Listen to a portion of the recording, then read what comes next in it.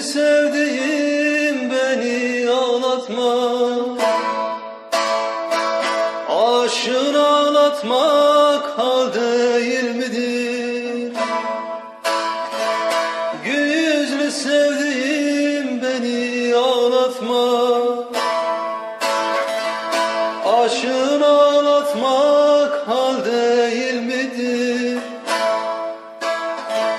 Yüreğimi aşk oduna dağlatma,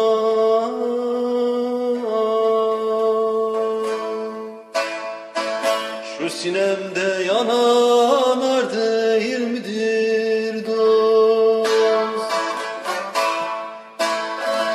Yüreğimi aşk oduna dağlatma,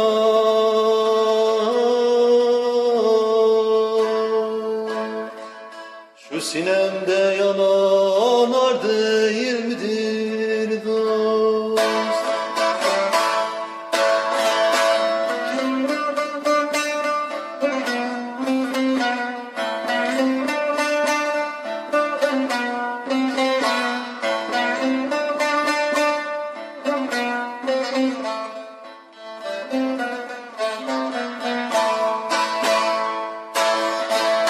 Her nereye baksam meten eylerim, senin hayalınla gönlüm eylerim. Her nereye baksam meten eylerim, senin hayalınla gönlüm eylerim. Senden başka kisbi karın eylerim.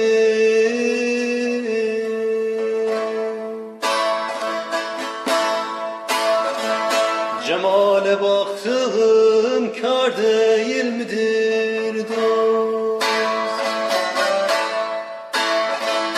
Senden başka kisbi karın eyleyim. Cemale baktım kâr değil midir dost?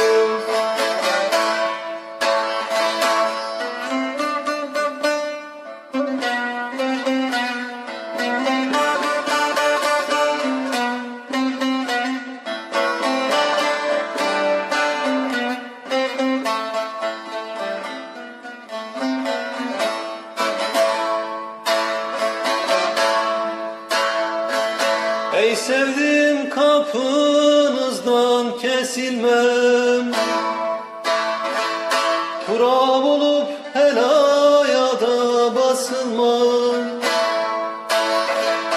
Ey sevdiğim kapınızdan kesilmem, turab olup helaya da basılmam.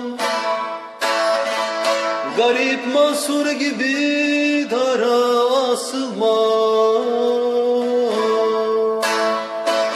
Zülfün teli bana dar değil midir? Garip Mansur gibi dara asılmam. Zülfün teli bana dar değil